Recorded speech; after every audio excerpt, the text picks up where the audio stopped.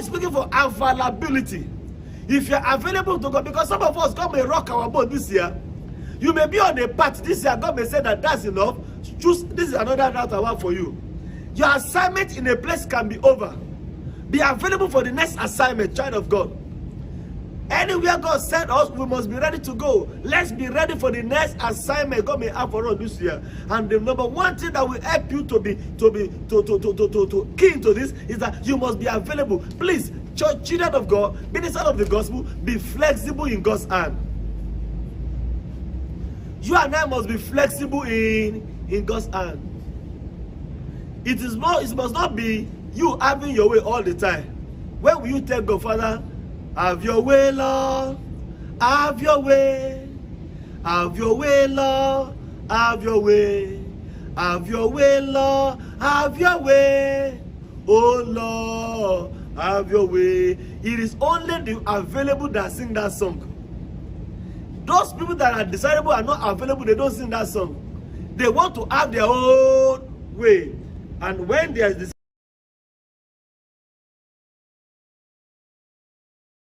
is not available, then the faithful available become desirable.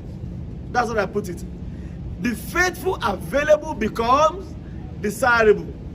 So when you're faithful and it's fruitful and it's available, you could see in their life one ingredient: they are teachable. They are teachable.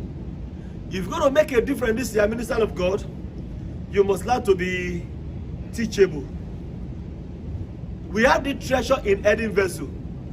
The excellency of power is of God and not of us. Look at what the Bible says.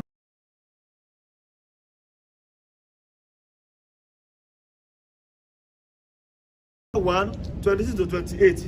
He said, for you see your calling, brethren, how that not many wise men after the flesh, not many mighty, not many noble are called of the world, to confound the wise. And God has chosen the weak things of the world to confound the wise. And God has chosen the weak things of the world to confound the things which are mighty, and the base thing of the world, and the things which are despised. And God chose him, yea, and things which are not, to bring to naught things that are, that used to do. The moment you become too big for God, he replaces you. He replaced Adam. He replaced Saul. When Saul became unteachable, God replaced him. What does teachability mean? Hearing some animals' voices over there, the bleating of sheep, you know what he said? He passed the blame to the people. The people that he's supposed to control. He said, your people, they brought it to sacrifice unto the Lord your God. 23. Minister, to obey, to be teachable, is better than the fat of ram. He said, because you have rejected the word of the Lord. Friends, for many years when Saul has been rejected, he was still on the seat. He was still on the seat, occupying space. Are you a minister occupying space? Because the moment your teachability ceases, your usefulness to God ceases. Your usefulness to God is tied to your teachability. Can God teach you? Can God correct you? Can God change your assignment and you will not be bitter? Saul was not teachable.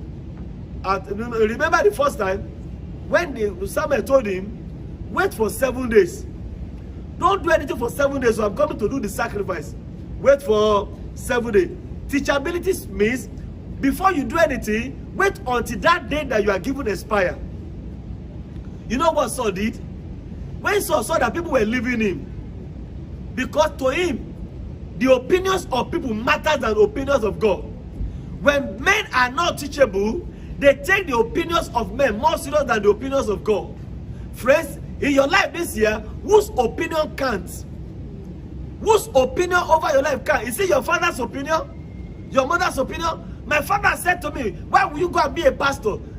I don't want you to be a pastor. That's his opinion. I follow God. And he was warned. He was warned back when he saw the glory of God. My father attested to it before he died. Because I decided it is the voice of God that I will obey, not the voice of man. And I'm talking to somebody this year. If the opinions of men matter to you, you are not teachable. The opinions of men matter to Saul, and Saul was rejected. When you are not teachable, you allow the opinions of men to matter to you, you will be replaced.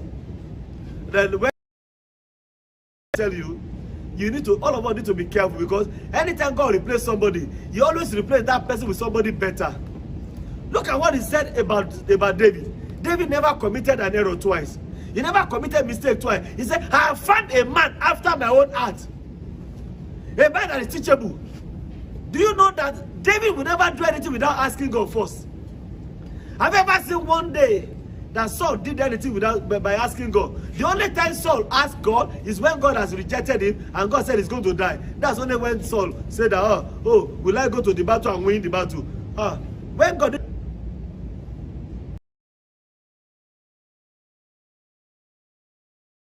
what he said, no flesh shall glory in his presence. No flesh shall do what? Shall glory in God's. He chose the foolish us. So the foolish us should then be teachable. The reason why he chose us is because he knows that we are bendable. He knows that he can speak to us. You know, we are not full of deception. If you are cunning, this is accountable. You see, teachability and accountability always go together. Always go together. When a man is not teachable, I can tell you, he can never be accountable. Many of us, the authority we ask God to do something, you want to do something else. That's lack of accountability. I keep on telling ladies, never marry a man that nobody can talk to. Never marry a man that he has nobody over you. And submit yourself for the watch over your soul, as they that must give account. So your pastor is going to give account. So be accountable to your leader, that they may do it with joy and not with grief, for that is unprofitable for you. Luke 62. And he called him and said unto him, how is it that I hear of this? Give account of that. Be accountable, because you are going to give account. A day of accountability is coming. A day is coming when God will ask you all the grace and gift people He gave you. He will ask you how you handle the investment of God in your life. Let us watch closely. Our accountability must be unchallenged. Accountable one to another. But anytime I go to wedding, they don't normally start from verse 21. They start from verse 22. They say, wife, submit. That's how the Bible started. It started from 21. He said, submitting one to another. And he said it in the fear of God. He said, submit one. You could say that the another name you call accountability is that somebody that reference and fear God, you will reference man. So submit yourself to God. Be accountable to God. Be accountable to your leader. This year, don't divide the rank. Don't stop doing church this year. This year, don't use two people's